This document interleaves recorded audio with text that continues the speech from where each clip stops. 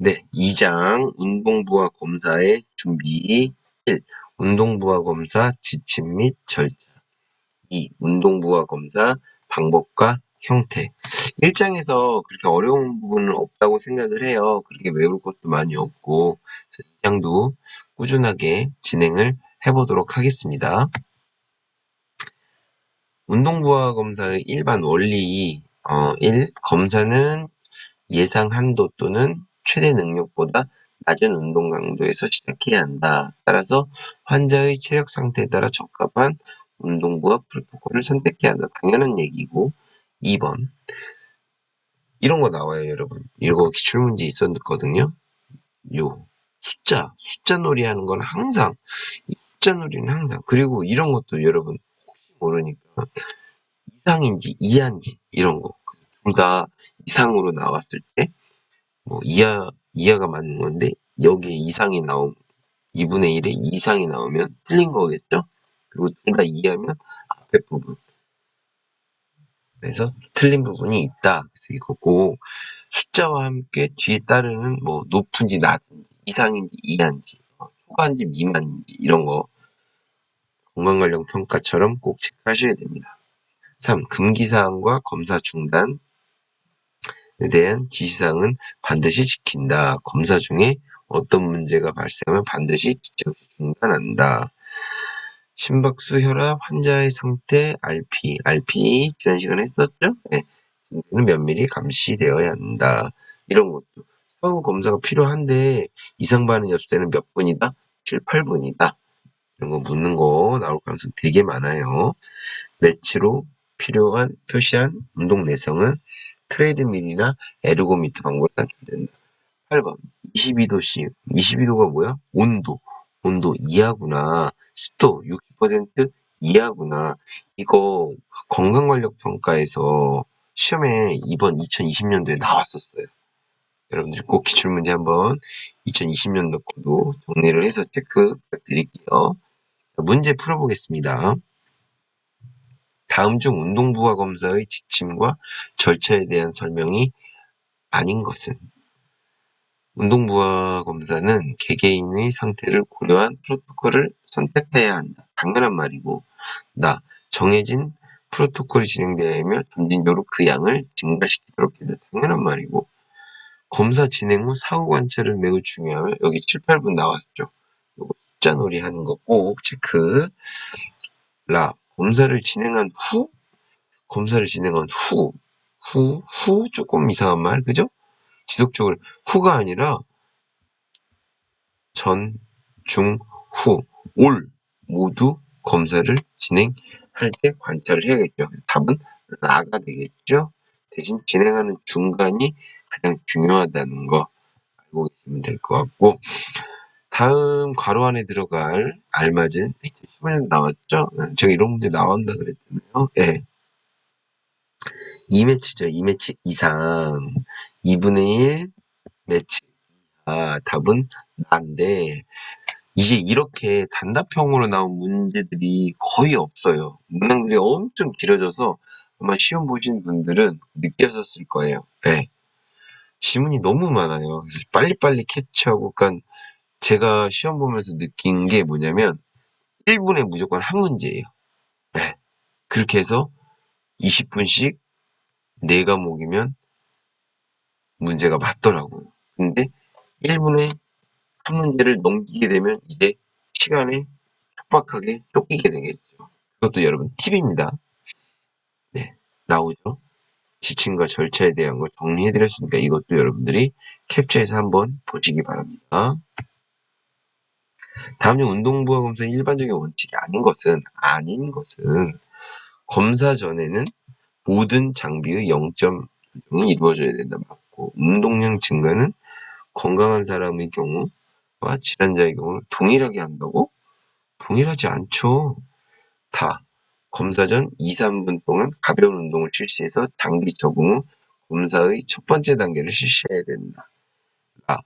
검사가 금기시되는 상태나 검사를 중단해야 하는 상황에서는 지침을 확인하고 관찰한다. 조금이라도 의심이 되면 검사를 금하거나 종료할 수 있다. 답은 나가 되겠네. 이런 문제, 쉬운 문제. 2017년 이거 약간 별표 하나 쳐주시고요. 헷갈릴 수 있는 거라 제가 별표를 드렸거든요. 진단을 목적으로 하는 운동부하 검사의 일반적인 지침에 관한 내용으로 옳은 것은 1번 심각성, 동맥경화성, 심혈관 질환의 발병 가능성이 있는 환자들은 진단적 운동부하 검사를 실시하지 않는다. 실시해도 돼요. 동맥경화성, 심혈관 질환은 발병 가능성. 대신 2번 보세요. 만성 심부정, 폐동맥 고혈압, 만성 폐쇄성 질환. 엄청 심한 질환들이겠죠. 앞에 동맥경화성 질환들보다. 그러기 위해서는 뭐예요? 검사를 실시한다? 아니, 위험하기 때문에 이거는 실시하지 않는다. 그래서 요거 1, 2번이 엄청 헷갈릴 수 있으실 거예요. 요거 멘트 보기 조금 별표해서 체크 부탁드릴게요. 3번 진단 목적 운동부하 검사 결과의 정확성은 남성과 여성 간의 차이가 없다. 없어요? 있죠. 그럼 그냥 4번이겠네. 가슴 통증으로 내원한 저위험 환자. 이런 게 중요해요. 저위험, 중위험, 고위험. 저위험 환자의 경우 필요한 조치 후 퇴원 전에 진단 목적의 운동부하 검사를 실시할 수 있다. 답은 4번. 체크해 주시고. 임상운동부하 검사에 대한 설명으로 옳지 않은 것은 폐동맥 고혈압 환자의 운동부하 검사는 수술적 치료나 약물적 치료의 효과를 결정하는 데 도움을 주지 않는다. 도움을 주지 않을까? 운동부하 검사, 이 환자에 대한 거. 답은 1번이네. 이런 문제 나오면 너무 쉽죠. 그죠? 심근경색 후 실시하는 퇴원 전 운동부와 최대한 운동검사는 심근경색 후 4, 6일 경과 후에 이런 것도 좀 체크해 놓으세요. 4일에서 6일. 4일에서 6일. 급성심근경색 후 최대하 운동 검사는 며칠? 4에서 6일. 이것도 좀 체크. 3번 전형적인 협심증 환자의 운동부하 검사는 진단 목적보다는 전하는 심근허혈이나 예후에 대한 평가를 위해서 실시한다. 맞는 말. 4번 최대 혹은 증상 제한 운동검사는 환자의 의학적 관리나 수술을 결정하는 데 도움을 주는 거죠. 그럼 1번이 되겠죠. 이건 좀 쉽네. 그죠? 점증적 운동부하 검사의 절차에 대한 설명 중 옳지 않은 것은 휴식 시 심박수와 혈압을 측정한다. 각 단계에서 심박수가 항정 상태에 도달하지 않았을 경우 운동 부하를 증가시키지 않는다. 그죠? 피검자의 요구나 운동 검사를 중단할 징후가 보이면 바로 중단해야 되죠. 회복기 동안 심박수와 혈압은 안정적으로 감소되어야 하며 맞죠? 운동 전 수준보다 높아서는 안 된다. 이거 말이 좀 잘못됐죠. 이 운동 수준으로 다시 가야 되겠죠. 4번이다. 체크해 주시고 다음 16년도에 나왔었네요. 운동부하 검사 도중 급성 심근경색 발생 시 조치를 순서대로 바르게 나열한 것은 네. 급성 심근경색 많이 들어봤죠. 전 시간에. ST분들이 어떻게 해요? 상승이에요? 하강이에요? 상승 1번, 상승 2번. 뭘까요? 답은 1번이죠. 상승하는 거.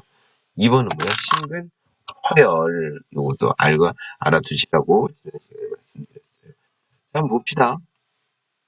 일단 어떻게 해야 될까요? 운동 중에 우리 부하 검사 중에 심근경색이 발생했어. 그럼 어떻게 해야 돼? 1번 무조건 트레드밀이든 자전거 에르고미터든 스톱시켜야겠죠? 기억이 가장 먼저일 것 같아. 운동 중단을 시키는 거야. 그 다음에 뭘까요? 중단하면서 바로 119나 바로 전화를 해야겠죠? 응급센터로 전화를 한다. 그 다음에 뭘 해야 될까요? 뭘 해야 돼? 이제 혈관 확장제를 투여해야겠죠. 응급약을 투여해. 그 다음에 뭐예요? 심전도를 모니터링 하는 거야. 어떤지. 이 사람, 그죠? 심전도에 대해서 어떤지. 그 다음에 마지막에는 모니터링 하면서 혈압과 심박수를 측정한다. 기억, 니은, 미음, 디귿, 리을. 답은 3번이 되겠죠? 오케이. 넘어가고, 이것도 별표가 있는데 한번 봅시다. 운동부와 검사 전 피검자와 검사자가 준수해야 할 내용으로 옳지 않은 것은 진단 목적인 경우 피검자가 베타 차단제를 복용 중이라면 진단이에요. 진단. 운동 처방이 아니라 진단. 가볍게 우리가 진단하는 목적인 경우에 피검자가 베타 차단제를 복용 중이라면 검사자는 검사 전에 복용을 중단하도록 요청할 수가 있다. 요청할 수 있는데 우리가 막 쉽게 할 수가 없죠. 이거는 무조건 의사 선생님과 상의 후에 중단을 요청할 수 있다는 거죠. 답은 1번이 틀렸어. 2번. 운동 처방의 목적인 경우 평소 복용 중인 약물의 복용을 중단하게 해서는 안 된다. 운동 처방의 경우. 그죠? 네. 위험할 수 있으니까 운동 처방을 할 때. 3번. 피검자에 복용하는 약의 약품명뿐만 아니라 복용량도 검사자에게 당연히 알려주어야 하죠. 요것도 체크. 24시간. 24시간이 모자라. 갑자기 생각나죠? 피검자는 검사 24시간 전부터 충분한 물을 마셔 정상 수분 상태를 유지한다. 답은 1번이다. 모두 정리해 주시고, 요거 아마 나와요. 운동 베타 차단제. 그 베타 차단제는 뭐다? 심근 수축력, 심장 박동수를 감소시킨다. 심박수를 항상 낮게 한다. 낮게 하는 비슷한 건 뭐야? 혈관 확장제도 있고 항응고제도 있고, 그렇지. 뭐 안지오텐신 억제제 뭐 이렇게 있더라라고 생각하시면 될 것 같아요. 다음 중 최대화 운동부하 검사가 아닌 것은 여러분 뭘 것 같아요? 최대화 운동부하 검사. 이름 보세요. 달리기라 여러분들이 아마 속아서 아마 답이 4번이라고 그럴 수도 있거든요. 최대화 운동부하 검사에서 부메랑 달리기는 막 이렇게 해서 지그재그로 막 가는 거잖아요. 그러니까 이게 뭐예요? 이거는 민첩성에 속하겠죠. 하버스텝 우리 50cm 놓고 걷는 거잖아요. 이렇게 위아래 스텝박스 같은 거 놓고, 이것도 유산소잖아요. 그러니까 답은 가가 되겠네. 1번. 여기 봐봐요. 뭐 여기서 출발하면 갔다가 우리 이거 부메랑 달리기 입시에서 많이 하잖아요. 그래서 이거 몇 초 안에 도착해야 한다. 그래서 부메랑 달리기. 요거는 하버드 스텝이야. 하버드 스텝 오르락 내리락 하는 거 다 유산소 운동. 다음 중 최대화 운동부하 검사에 대한 설명이 아닌 것은 최대화 운동부하 검사는 대상자가 최대 운동부하 검사를 통해 얻을 수 있는 장점보다 위험 요인이 더 많을 경우에 활용이 가능하다. 맞죠? 쿠퍼 1.5마일 달리기 테스트는 1.5마일이 2.4km 달리기 후 초 단위로 측정하여 최대 산소 섭취량을 추정치를 구한다. 1마일 걷기 테스트는 1마일 걷기를 걸은 후 걸린 시간을 측정한다. 하나다가 다 맞는 말이면 답은 4번이겠네. 4번인지 봅시다. 하버드 스텝 각 단계를 4단계로 각각 150와 증가시킨다. 산소 섭취량을 측정 후 최종으로 나누면 최대 산소 섭취량을 추정할 수 있다. 맞는 말인데 하버드 스텝이 아니라 뭐예요? 우리 사이클이죠. 사이클에서 이 4단계 150으로 이어지는 부하 증가를 시키는 거죠.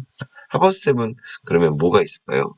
PEI 이거 기억나세요? 우리 계산 문제 할 때 제가 운동 처방론에서 해드렸었는데, 세 가지 심박수를 더하고 곱하기 2를 하고 시간에 총 곱하기를 100을 하면 PEI 신체 효율 지수가 나온다고 말씀드렸었죠. 요거 정리해드렸으니까 한번 부탁드릴게요. 50cm 높이 박스에서 분당 30스텝, BPM 120으로 5분간 지속적으로 측정하여 계산을 해준다. 나왔잖아요. 하버드 스텝 PEI 신체 효율 구하는 공식은 1분에서 2분에 30초. 요거 세 개가 맞죠? 심박수의 평균이 아니라 합이다. 합. 공식 꼭 기억하셔야 돼요. 그래서 요 세 가지 1, 2, 3를 더해 이거를 곱하기 2를 하고 시간 뭐 20분 20분 토탈 100을 곱해준다. 이렇게 정리하는 거 여러분들도 꼭 알고 계셨으면 좋겠습니다. 시험에 나올 줄 알았거든요. 올해 시험에는 안 나왔더라고요. 2020년도에. 그래서 혹시나 또 2021년도 내년에 나올 가능성이 높더라. 자, 일반적인 또 숫자 노름 나왔죠. 최대한 운동부하 검사의 종료 시점은 예상 심박수의 괄호 안의 범위이다. 해당되는 것은 맞춰보실래요?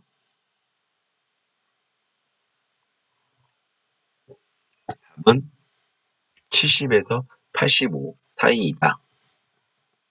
그냥 외우는 수밖에 없죠. 다음 중 최대 운동부하 검사에 대한 설명이 아닌 것은 최대 운동부하 검사는 대상자가 할 수 있는 최대한의 능력을 측정하는 검사이다.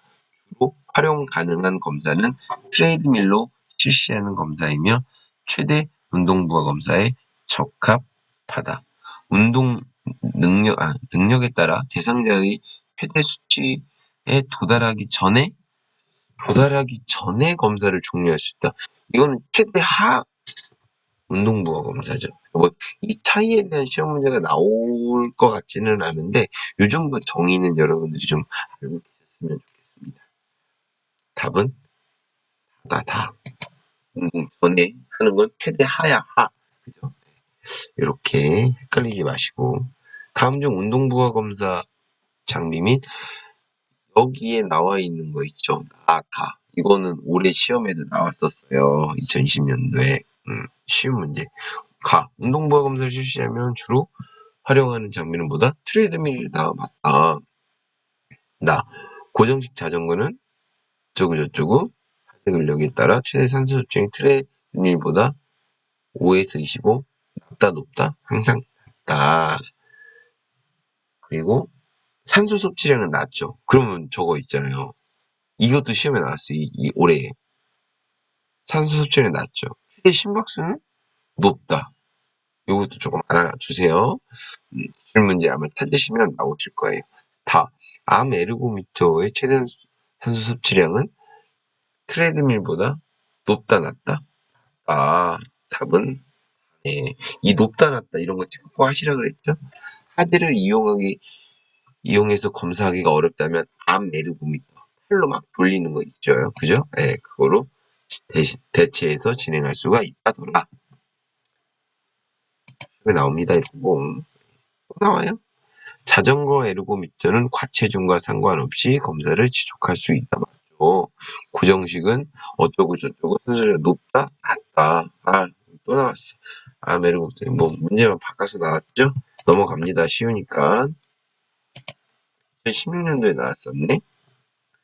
운동부하 검사. 뭐가 이렇게 지문이 많잖아요. 그러면 여러분 아는 거 먼저 하면 돼. 4번 가봐요. 트레드밀 위에 낮다. 맞죠? 고정식 자전거. 낮다. 맞죠? 트레드밀의 손잡이를 잡고 검사할 경우 심전도 기록의 질과 운동 능력 평가의 정확성이 감소하므로 손잡이 사용은 권장되지 않는다. 그러니까 손잡이를 무조건 잡으면 안 된다. 그게 아니라 권장되지 않는다. 위급할 땐 잡아야지. 그죠? 그러니까 134는 그냥 맞는 말이네. 그럼 2번 봐봐요. 2번. 자전거 에르고미터의 안장 높이는 다리를 최대한 쭉 뻗는 거죠. 신전시켰을 때 약 35도 정도로. 이런 거는 수치상은 없어요. 그러니까 무릎이 약간 구부러진다는 걸로 여러분이 알고 계시면 돼요. 2번이 되겠다. 그죠? 요게 봐봐. 그림 보세요. 그림. 요게 암 에르고미터. 지금 우리가 다리도 다쳐서 혹시 이 운동부하를 못할, 검사를 못하는 경우가 생겼을 때는 이렇게 암 에르고미터로 앉아서 똑같이 팔로 검사를 할 수가 있다더라. 체크하시고.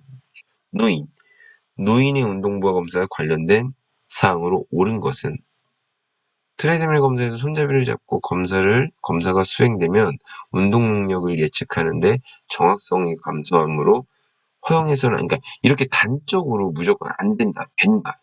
이런 말들을 여러분 항상 주의 깊게 문항들을 보셔야 돼요. 무조건 안 되는 건 아니죠. 물론 정확성이 좀 감소할 수도 있겠지만 위급 상황에서는 허용해도 되겠죠. 다치면 어떡해요, 우리 회원님, 고객들이, 그죠?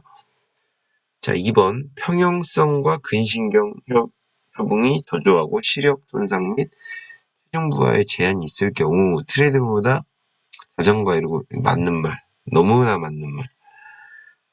자, 여기 이런 말도 되게 많이 나와요. 경사보다 속도? 아니에요. 우리 어르신들은 경사에 초점을 더 둬야 된다. 4번도 맨날 나오는 이것도 맞아. 이번에 시험에 나왔었어요. 운동부와 심전도 젊은이에 비해 어르신들은 민감해 이렇게 하는 거예요. 뭐라고? 어르신, 우리 시니어 고객들은 민감도가 높아. 민감해서 어르신들은 그래서 뭐야? 높아야 돼. 특이도는 낮고 어르신들은 민감해서 높아. 약간 이렇게 외우셔야 됩니다. 답은 2번. 시험에 나왔었어요. 그러니까 똑같은 게 아니라 이 민감도가 높냐 낮냐 이런 문항도 있었어요. 이번 시험에. 자전거 에르고미터를 이용한 운동부하 검사에 대한 설명으로 옳지 않은 것은 보십시오. 혈압과 심전도 용이하다. 그러니까 자전거 에르고미터야. 자전거 에르고미터. 트레드밀이 아닌 자전거 에르고미터. 용이하죠. 앉아있기 때문에 안정적으로 할 수 있죠. 증각폭을 세밀하게 조절할 수 있다. 맞죠. 최대 산소 섭취량이 당연히 과소평가되죠. 앉아서 하기 때문에. 보행이 어려운 환자에게 부적절하다. 적절하다. 이거 너무 쉽다. 4번. 운동부하 검사의 종류에 대한 설명으로 옳지 않은 것은 골라보실래요, 여러분? 자전거 에르고미터의 최대 산소 섭취량은 국소 근피로 때문에 트레이드밀에 비해 최대 산소 섭취량이 낮다. 또 나왔죠. 낮다, 높다. 낮은 거로 나와야지 자전거 에르고미터니까. 자전거 에르고미터는 트레이드밀에 비해 용이하죠. 균형 감각이 문제가 있는 환자는 팔 에르고미터 맞죠. 그러면 4번이네. 환자의 매번 평가를 매번 다른이 아니지. 매번 같은이지, 같은. 답은 4번이 되겠다. 다음 보기에서 설명하는 운동부하 검사 장비는 무엇인가? 어쩌고 저쩌고 나와요. 체중과 상관없이 지속할 수 있다. 측정하기 편리하다. 답은 딱 나오네. 자전거네. 그죠?